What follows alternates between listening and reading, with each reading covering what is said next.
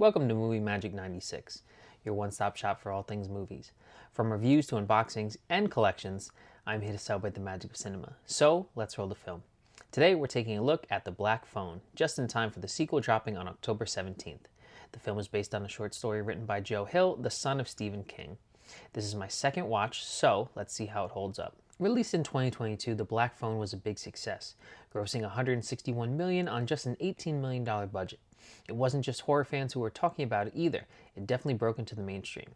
I blind bought the Blu-ray when it came out, mainly because I'm a fan of Stephen King adaptations. It's set in the 1970s, and Ethan Hawke plays the villain. The film was directed by Scott Derrickson, whose filmography ranges from a direct-to-video Hellraiser sequel to Doctor Strange. But in my opinion, his best work is still 2012's Sinister, which also starred Ethan Hawke. The movie nails its 1970s aesthetic from the clothes and furniture to the music. It doesn't romanticize the past either, which I appreciate. I love how they fade to black whenever the grabber's van appears. It immediately tells the audience something's wrong without overshowing the monster. The opening credits are also great. Disturbing instrumental music paired with grainy Super 8 footage really keeps you hooked. Of course, the Stephen King DNA is there. Bullies, flawed adults, and a strong focus on kids dealing with trauma. I really like the setup with Finney's rocket obsession, from the launching a model rocket after his baseball game to holding the rocket pen in class and while watching a scary movie, and eventually using it to cut the grabber's arm during his abduction. Ethan Hawke is pretty good as the grabber.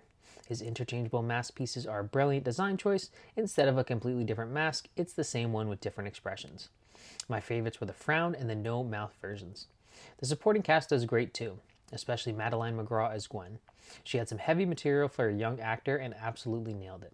The film keeps its scope small, maybe 10 main characters, which makes it feel more grounded.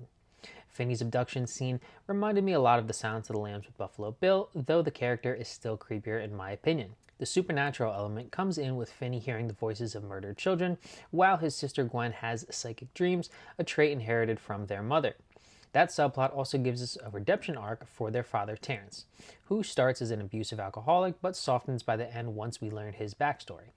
As a massive horror fan, I can't help but notice parallels, like the Super 8 footage resembling Rob Zombie's Halloween from 2007. That's the double-edged sword of watching a lot of horror. You always draw comparisons. While I enjoyed the movie overall, I think the premise is stronger than the execution. It's not something I'd revisit often. The character of Max felt a little over the top, and I didn't really buy into his role. The scares were limited too, really just 2 jump scares involving the dead kids, which were unfortunately spoiled in the trailer. As for the upcoming sequel, I have no interest in seeing the film. The grabber dies at the end of this one, so I'm not sure how they'll bring him back. Overall, I had a good time with The Black Phone. The setting, performances, and atmosphere really work, but it's not perfect. I'm giving it a solid 3.5 out of 5.